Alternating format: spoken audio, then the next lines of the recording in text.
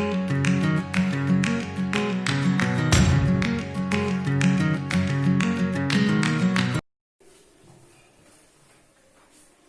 Students, आज हम करने वाले हैं क्लास 12 के लिए एक बहुत ही खूबसूरत सा टॉपिक, दैट इज डिफरेंशिएशन। हम सबने डिफरेंशिएशन के बारे में 11th क्लास से बहुत कुछ सुना है। हम लोगों को काफी बच्चों को इसके रूल्स भी पता है, जैसा हमने किया था क्लास 11th में चेन रूल, और मेनली बेसिकली चेन रूल क्या था। क्लास 12th में हम इससे ज्यादा आगे बढ़ने वाले हैं, बट उससे आगे बढ़ने के लिए मैंने आज एक लेक्चर आपके लिए तैयार किया है, जिसमें मैं आपको बेसिक रूप से डिफरेंशिएशन को समझाने वाली हूँ कि एक्चुअल में क्लास 11th में हमने डिफरेंशिएशन को किस तरीके से समझा था और उसका कितना ज्यादा हाई लेवल वर्जन हम अपनी क्लास 12th में करने वाले हैं। ठीक है बच्चों, तो सबसे पहले डिफरेंशिएशन के लिए कुछ फॉर्मूलाज होते हैं जो मैंने यहाँ पे आपके लिए लिखे हैं। चलते चलते आगे इस जर्नी में, इस चैप्टर की जर्नी में हमको और भी बहुत सारे फॉर्मूलाज मिलेंगे। आपको उन सबको बाय हार्ट याद करना है। सबसे इंपॉर्टेंट बात है, आप किसी भी क्वेश्चन को तभी कर सकते हो जब आपके पास फॉर्मूलाज आपके माइंड में होंगे। हमेशा याद रखना बच्चों, दो टाइप के लोग होते हैं, जितना मैंने देखा है दो टाइप के लोग होते हैं। एक होते हैं जिनके पास बहुत ज्यादा इंटेलिजेंस होती है लेकिन उनका हार्डवर्क बहुत कम होता है। ऐसे में जो उनकी इंटेलिजेंस होती है, जब भी उनका कोई टेस्ट पेपर आता है, कोई भी एग्जाम होता है, वो बहुत अच्छा स्कोर कर लेते हैं, बट उतना नहीं कर पाते। क्यों? इंटेलिजेंस उनकी हर जगह काम कर जाती है, बट कहीं कहीं कुछ एक स्टेप्स पे आके वो रह जाते हैं। और ये पर्सनल एक्सपीरियंस से बता रही हूँ बच्चों, मैंने देखा है ये चीज, आप भी देखोगे।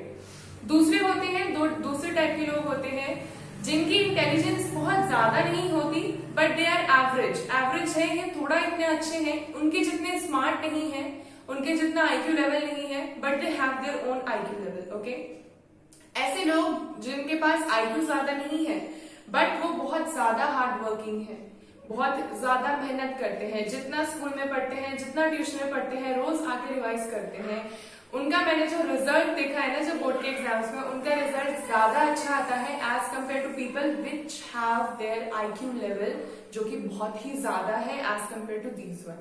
सो इसीलिए मेरा मानना ये है, आप इंटेलिजेंट हो चाहे नहीं हो, कोई फर्क नहीं पड़ता। सबसे ज्यादा फर्क पड़ता है आपके हार्डवर्क पे।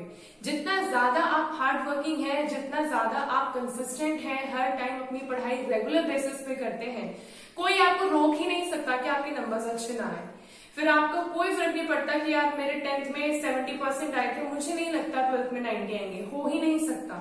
अगर आप प्रैक्टिस करोगे 90 या 95 भी लाओगे आप। ठीक है, सो इसी एक अच्छे से स्पिरिट के साथ आप लोगों को ये फॉर्मूलाज याद होने चाहिए।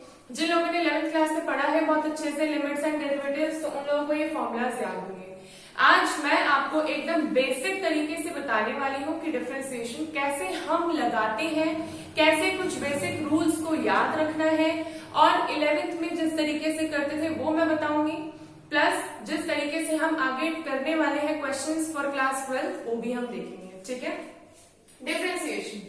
डिफरेंशिएशन का मतलब होता है डिफरेंशिएट करना। मेनली डिफरेंशिएशन का मतलब, अगर मैं नॉर्मल भाषा में बताऊं तो इसका मतलब होता है तोड़ना। डिफरेंशिएट करना, उसको अलग अलग भाग में बांट देना। ठीक है, तो अगर मैं बोल रही हूं मेरे पास एक y equal to f x एक फंक्शन गिवन है, y equal to f x एक फंक्शन गिवन है, जिसमें जो मेरा y है वो मेरा एक डिपेंडेंट वेरिएबल है। डिपेंडेंट का मतलब होता है किसी दूसरे पर आधारित है, और जो ये मेरा x है ये मेरा इंडिपेंडेंट वेरिएबल है। बच्चों भी मैं सिर्फ बेसिक आपको बता रही हूँ जो आपने 11th में पढ़ा है। अगर आपने ये चीज पढ़ रखी है तो आप इसे स्किप करके आगे वीडियोस देख सकते हैं, जिसमें हम अलग अलग रूल्स लगाएंगे। लेकिन जिनको नहीं पता, थोड़ी सी भी कंफ्यूजन है, एक बार देखते हुए चलो।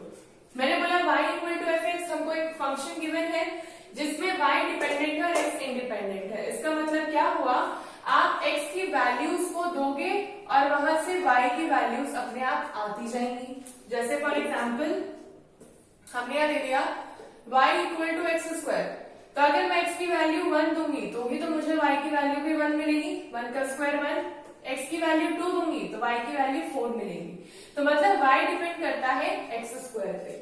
अब एक चीज याद रखनी है, जो इंडिपेंडेंट वेरिएबल होता है हम उसी के रिस्पेक्ट में डिफरेंशिएट करते हैं, differentiate with respect to independent variable. ठीक है, मतलब अगर मुझे यहां से डिफरेंशिएशन लगाना है तो मैं कैसे लिखूंगी इसको, dy by dx। क्या बोला मैंने, dy by dx। y में क्या वैल्यू है, x स्क्वायर, मतलब d by dx of x square. x square मतलब x की पावर n, तो सबसे पहला वाला फॉर्मूला हम लगाने वाले हैं, x की पावर n, यहाँ पे n का काम कौन कर रहा है, 2। इसका मतलब आंसर आ जाएगा 2 इंटू एक्स की power 2 minus 1, that is 2x। कोई दिक्कत इतने में नहीं होनी चाहिए, बहुत आसान है, गणित का बेसिक है। ठीक है, ये तो एक चीज हमने देख ली। दूसरी चीज, अगर आपको क्वेश्चन गिवन है कुछ इस तरीके से, तो आप क्या करोगे, सबसे पहली बात बच्चों हमेशा याद रखना, जिस वेरिएबल के रिस्पेक्ट में आप डिफरेंशिएट करते हो, अगर आपको क्वेश्चन में वो वेरिएबल मिलता है तो आप फॉर्मूला सिर्फ उसी वेरिएबल पे लगाओगे। यहाँ पे n का काम कौन कर रहा है, 3, फॉर्मूला लगा दो 3 इंटू एक्स की पावर 3 माइनस 1, 2 इंटू 3 6, और ये आ जाएगा एक्स स्क्वायर। क्या इतनी बात आपको क्लियर हुई बच्चों? बहुत ज्यादा आसान है, बहुत ही ज्यादा आसान है, आराम से समझ में आ जाएगा। एक और एग्जांपल देती हूँ मैं आपको, थोड़ा सा बेसिक आपका क्लियर हो जाएगा। एक आपको क्वेश्चन गिवन है कुछ इस तरीके से, 2x plus 3 sin x plus 4। ठीक है, अब देखो इसमें थोड़ा सा मैंने ट्रिग्नोमेट्री भी लगा दिया। आपको अगर इसमें करना है dy by dx, तो इसका मतलब क्या होगा, dy by dx, और y में जितना है उन सबका आप कर दो dy by dx, 3 sin x plus 3 sin x plus 4। जो ये dy by dx होता है, इसकी प्रॉपर्टी होती है कि ये प्लस और माइनस में इक्वली डिवाइड हो जाता है। मतलब ये dy by dx एक बार इसको मिलेगा, फिर इसको मिलेगा, फिर इसको मिलेगा। कैसे मिलेगा, हम लिखेंगे dy by dx, और 2x में देखो पहला x वेरिएबल है, 2 कांस्टेंट है, तो वो बाहर आ जाएगा। सिमिलरली 3 sin x में 3 कांस्टेंट है, तो वो बाहर रहेगा, और हम डिफरेंशिएशन करेंगे sin x का। प्लस यहाँ पे कोई भी वेरिएबल नहीं है बच्चों, जहां पे वेरिएबल नहीं होता वहां पे आंसर 0 आता है। कैसे आता है 0, आप 4 को बाहर ले लोगे, dy by dx करोगे, लेकिन यहाँ पे तो कुछ भी नहीं है, मतलब 0, और आंसर क्या आएगा इसका, सीधा सीधा 0। यहाँ से देखते हैं 2 x की पावर 1, फॉर्मूला लगा दो, यहाँ पे n का काम कौन कर रहा है, 1, तो मतलब 1 इंटू एक्स की power 1 minus 1 plus 3 sin x का डिफरेंशिएशन क्या होता है, cos x, तो सीधा आंसर आ जाएगा cos x। तो हमारा आंसर आ गया 2, 1 माइनस 1 मतलब x की पावर 0, और x की पावर 0 मतलब 1, तो मतलब आंसर आ गया 2 प्लस 3 cos x। बहुत ही ज्यादा सिंपल है, बहुत ही ज्यादा आसान है, और ये सबका बेसिक हमको पता है, हमने क्लास 11th में पढ़ा हुआ है। ठीक है, सो इसे अभी इतना ही नोट करते हैं, फिर इसके आगे हम एक नया रूल देखेंगे जो कि हमारे इस बार लगने वाला है, इस पूरी क्लास 12th में हर जगह हम अप्लाई करेंगे। आओ बच्चों, अब हम देखते हैं 2 ऐसे रूल्स जो हमने क्लास 11th में भी पढ़े हैं, बट ये 12th में भी अप्लाई होंगे, तो आपको एटलीस्ट पता होना चाहिए इसे अप्लाई कैसे करते हैं। तो एक छोटा सा रिकैप लेंगे। प्रोडक्ट रूल का मतलब क्या हुआ, प्रोडक्ट का मतलब होता है मेनली जो चीजें मल्टीप्लाई में आपको गिवन है। ठीक है, हमने ये बात अभी लास्ट में ही अभी जस्ट पढ़ी कि जो dy by dx होता है वो प्लस और माइनस के केस में हर एक टर्म में डिवाइड हो जाता है, लेकिन आपको मल्टीप्लाई में अगर कोई टर्म गिवन है तो ऐसी चीज मल्टीप्लाई में नहीं होगी। मतलब अगर आपको गिवन होता 3x स्क्वायर प्लस 4x, और आपको इसका डिफरेंशिएशन करना होगा, तो आप क्या करते, dy by dx of 3x करते, 3x square plus dy by dx of 4x करते।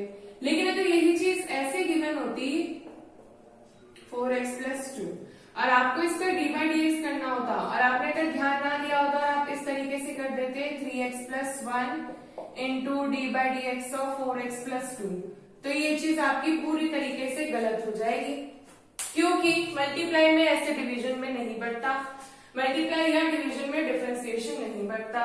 तो हम क्या करेंगे, हम 2 फॉर्मूलाज पढ़ेंगे, one is product rule and the another is quotient rule. सबसे पहले प्रोडक्ट रूल में हमको 2 फंक्शंस गिवन है u और v। एक फंक्शन को मान लिया फर्स्ट फंक्शन, एक फंक्शन को मान लिया सेकंड फंक्शन।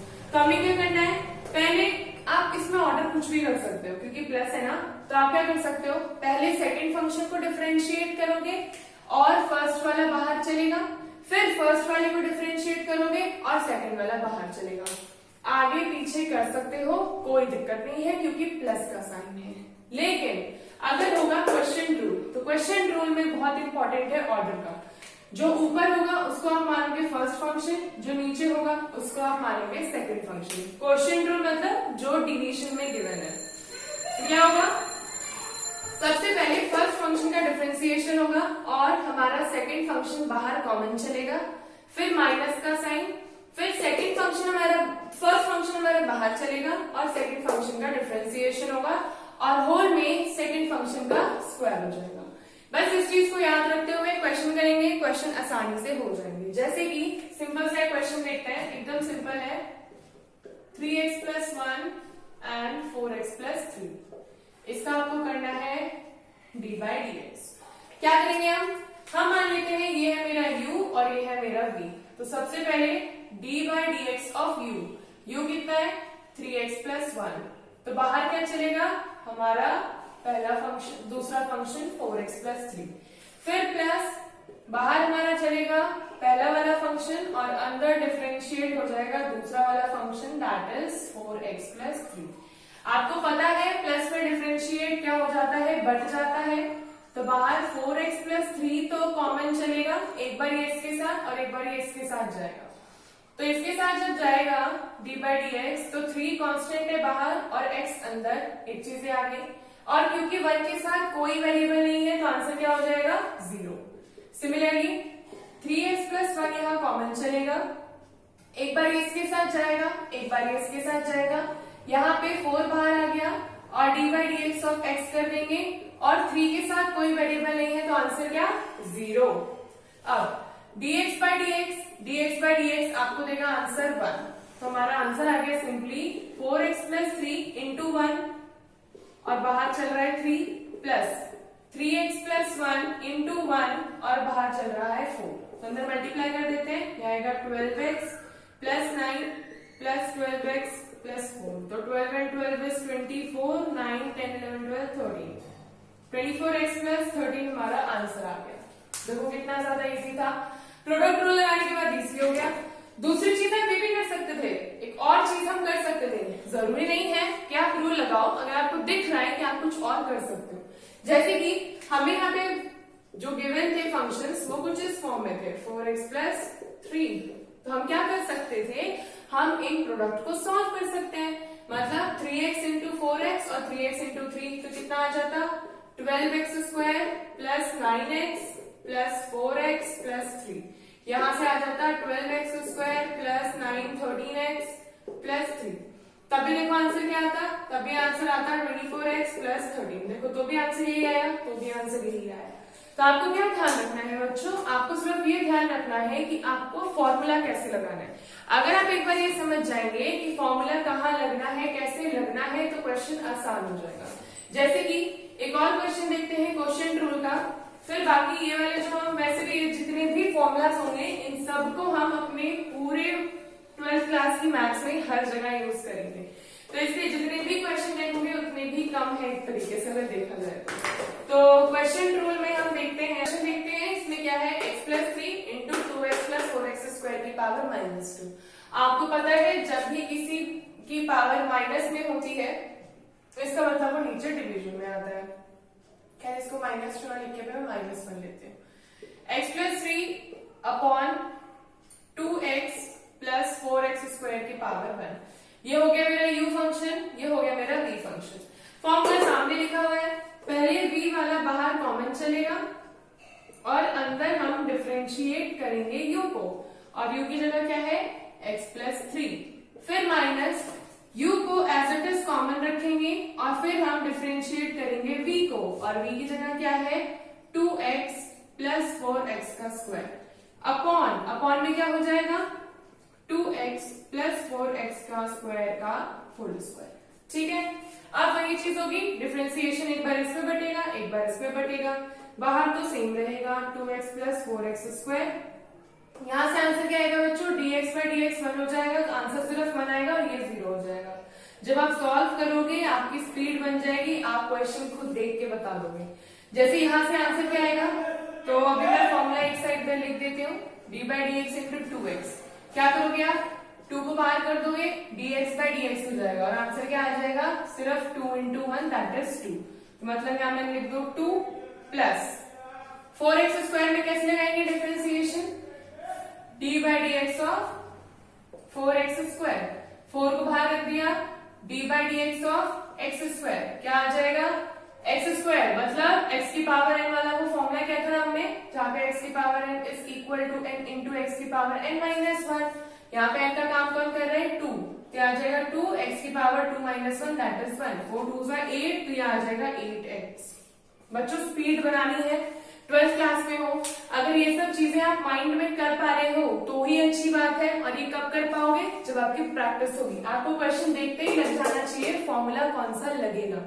अभी मैं आपको करके बता रही हूँ, आगे मैं ये चीज नहीं बताऊंगी क्योंकि ये सब चीजें माइंड में ही हो जाती हैं, आपको स्पेशली इसको लिखने की जरूरत नहीं पड़ती है। ये चीज हम अपनी 11th क्लास में लिखते थे जब हम लोग थोड़े से छोटे थे। तो अभी ये इस तरीके से हो गया। ऐसा करते हैं, ये जो नीचे वाला है ना अपना डिनोमिनेटर, इसको दोनों में इक्वली डिवाइड कर देते हैं, तो आ जाएगा कुछ इस तरीके से। यहां से तो कुछ भी कट नहीं होगा, एज इट इज रहेगा, यहां से एक पूरा कट जाएगा, तो आंसर आएगा 1/2x plus 4x square minus x plus 3 2 plus 8x upon 2x plus 4x square. देखो इतना ज्यादा आसान हो गया ये क्वेश्चन, नहीं तो ऐसे करने में आप पहले मल्टीप्लाई करते हैं, वो चीज भी आप कर सकते हो, ऐसा कोई नहीं बोलेगा कि आपका वो आंसर गलत है। बट अगर आपको लगता है कि आप उसमें कोई रूल लगा सकते हो तो कोशिश करो रूल लगाओ, क्योंकि रूल लगाने से आंसर थोड़ा सा इजी हो जाता है जितना कॉम्प्लेक्स वो हो रहा होता है। ठीक है, एनसीईआरटी में बच्चों ऐसे बहुत सारे क्वेश्चंस हैं, उनकी भी प्रैक्टिस जरूर करनी है, तभी आप ज्यादा मास्टर कर। आओ बच्चों, अब हम आज के लेक्चर का लास्ट टॉपिक देखते हैं, that is chain rule. Actual में ये चेन रूल मतलब नाम से तो लग गया रूल है, बट इसमें ऐसा कोई रूल के लिए कोई फॉर्मूला नहीं होता, बस कुछ स्टेप्स हैं जो आपको फॉलो करने होते हैं। अगर आप उनको लगाना सीख जाओ तो समझ लो आधा डिफरेंशिएशन तो आपने सीख लिया। ठीक है, क्या है चेन रूल का मतलब, जैसे कि मैंने आपको क्वेश्चन दिया पावर 3, ठीक है, ऐसे आपको मैंने क्वेश्चन दिया है y equal to 2x square plus 3 की पावर 3। अब अभी तक अगर ये ऐसे होता तो हम क्या करते, हम dy बाई dx को अच्छे से डिवाइड कर लेते, जैसे कि dy बाई dx कैसे लिखेंगे, dy by dx of 2x square plus 3। एक बार इसमें बांटते, एक बार इसमें बांटते, कहानी खत्म। लेकिन अब की बारी तो ये क्यूब गिवन है, क्यूब गिवन है तो कैसे करेंगे, अब यहां से कंफ्यूजन स्टार्ट होती है। तो हम बहुत सिंपल तरीका लेने वाले हैं, हम मान लेते हैं कुछ टाइम के लिए इस पूरे फंक्शन को t। तो अगर हम इसको t मान रहे हैं तो नीचे वाला जो जिसके रिस्पेक्ट में हम डिफरेंशिएट करते हैं वो भी चेंज हो जाएगा और हम इसको लिख देंगे dt। तो ऐसा कुछ ये बन जाएगा जिसमें t की वैल्यू है 2x स्क्वायर प्लस 3। ठीक है बच्चों, अब ये ज्यादा आसान हो गया, इसके कंपैरिजन में ये ज्यादा आसान है। क्यों, t की पावर 3 में आप फॉर्मूला लगा सकते हो वो वाला x की पावर n इंटू एक्स की पावर n माइनस 1। तो यहाँ पे फॉर्मूले में n का काम कौन कर रहा है, 3, हमारा सीधा आंसर आ जाएगा 3t स्क्वायर। अब मैंने बोला अब ये सब चीजें आपको माइंड में करनी है, हर एक चीज यहाँ पे नहीं लिखी जाएगी। लेकिन अब ये आंसर पूरा कंप्लीट नहीं है, क्यों, क्योंकि हमने एक सब्स्टिट्यूशन किया है, हमने t लिया है।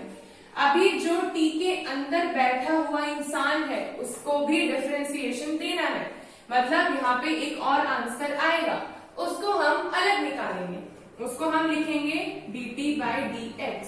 देखो मैंने dx क्यों किया, क्योंकि t के अंदर जो फंक्शन है उसमें x का वेरिएबल है, अगर मैं x नहीं करूंगी तो फिर सारी चीजें कांस्टेंट मानी जाएंगी और आंसर क्या आ जाएगा 0। तो इसमें मैंने कर दिया dt by dx that is d by dx of 2x square plus 3। अभी आसान है, एक बार आप डिफरेंशिएशन इसमें बांट दोगे और एक बार आप d बाई dx ऑफ 3 कर दोगे, तो इसका आंसर तो आपको पता है 0, और इसका आंसर क्या आएगा 2 इंटू 2 की पावर x 1 प्लस 0। आंसर कितना आ गया 4x। अब इस चीज को यहां रखेंगे तो ये हो गया 4x। लेकिन अभी भी आंसर इनकम्प्लीट है। क्यों? क्योंकि एक आंसर x में, एक आंसर t में। तो आपको t की ओरिजिनल वैल्यू आंसर लिखते टाइम वापस रख देनी है। तो आंसर हो जाएगा 2x स्क्वायर प्लस 3 की पावर 2 इंटू 4x।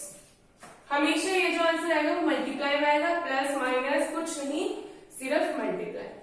क्या इतनी चीज आपको क्लियर हुई? अगर इतनी चीज क्लियर हुई तो आप आगे के और भी खतरनाक क्वेश्चंस कर पाओगे। जैसे कि एक और क्वेश्चन देखते हैं। ये सब क्वेश्चंस वो है बच्चों जो आपको सिर्फ रूल्स समझाने के लिए मैं बता रही हूँ। ऐसे कोई एनसीईआरटी में इतने इजी क्वेश्चंस नहीं आते हैं। जब आप एनसीईआरटी में देखोगे तो वो बहुत ज्यादा डिफिकल्ट होते हैं। ठीक है, पर डरने की बात नहीं है, रूल्स पढ़ लेते हैं तो आराम से हो जाता है। अब मैंने लिख दिया कुछ इस तरीके से अपना क्वेश्चन। ठीक है, अब क्या करेंगे? वापस से चेन रूल लग रहा है। सबसे पहले तो लिख देते हैं dy by dx equal to d by dx cos 2x square plus 3x की होल की पावर है 1/2। ठीक है, अभी वापस से चेन रूल लग रहा है। चेन का मतलब क्या होता है? एक के बाद एक के बाद एक, कंटिन्यूअस में जो एक चीज चलती है उसको चेन बोलते हैं। तो अगर हमें चेन को तोड़ना होगा तो हमको एक एक करके तोड़ना भी पड़ेगा। तो सबसे पहले हम बाहर तोड़ते हैं, फिर अंदर तोड़ते हैं। पहले अंदर नहीं तोड़ते, पहले बाहर तोड़ते हैं। जैसे कि आपको घर के अंदर घुसना है तो सबसे पहले आप दरवाजा खोलोगे तब आप घर के अंदर जाओगे। ऐसा तो नहीं ना सीधा खिड़की से या छत से ही सीधा छलांग मार के घर के अंदर जा रहे हैं। अब जाने वाले तूफानी लोग जाते होंगे, बट हम लोग तो सीधे साधे लोग हैं, दरवाजा खोलते हैं और फिर घर के अंदर जाते हैं। ठीक है, तो ऐसे ही मैंने बोला सबसे पहले अंदर वाले फंक्शन को हम मान लेते हैं t। तो अब ये ज्यादा आसान बन गया dt by dt के कंपैरिजन में। यहां से हम इसे लिख देंगे d by dt और t की वैल्यू कितनी है? मतलब ये कुछ ऐसा हो गया t की पावर 1/2। इस पूरे फंक्शन को मैंने t मान लिया और t की पावर 1/2। सीधा फॉर्म में लगाएंगे x की power n equal to n into x की पावर n माइनस 1। n का काम कौन कर रहा है? 1/2, मतलब 1/2 x की पावर माइनस 1/2। x नहीं है लेकिन यहाँ पे वेरिएबल क्या है? t। इतनी बात क्लियर? ठीक है, अभी यहाँ पे आंसर एक और आ रहा है क्योंकि हमने d माना है तो हम इसको अलग से लिख लेंगे। हम इसे लिखेंगे dt by dx। x क्यों कर रहे हैं? क्योंकि अंदर भी x है। अगर हम x वेरिएबल नहीं लेंगे तो ये सारी चीजें कांस्टेंट मानी जाएगी और आंसर क्या आएगा? 0। तो हमने क्या लिखते हैं यहाँ पे? d by dx cos 2x square plus 3x। अब देखो इसमें भी चेन रूल लग रहा है। अगर मैं बताऊं तो इसमें भी चेन रूल लग रहा है। कैसे? एक तो आपका cos का फंक्शन है, cos का डिफरेंशिएशन होता है माइनस साइन x, लेकिन x की जगह यहाँ पे कुछ ऐसा बड़ा सा चीज है।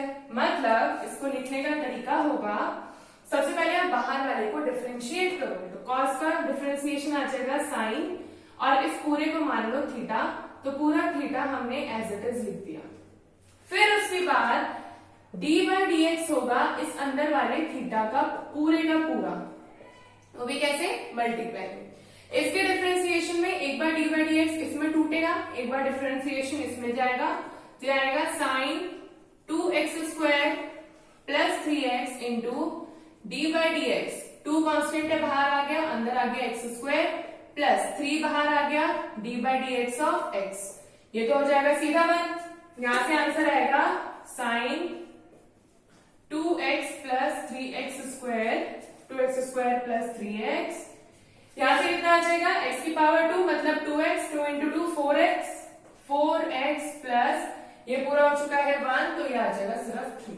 ये पूरी वैल्यू हमने यहाँ रखनी है, लेकिन यहाँ t को पहले सब्स्टिट्यूट कर देना है। हमने t लिया था क्या? हमने t लिया था cos 2x square plus 3x और हमारा आंसर आ रहा था माइनस 1/2 इंटू ये पूरा आंसर लिखेंगे। ये पूरा क्या है? Sine 2x square plus 3x into 4x plus 3। बच्चों ये आंसर एक तरीके से कंप्लीट है, बट इसे हम और ज्यादा डिफाइंड वे में लिख सकते हैं। कैसे लिख सकते हैं?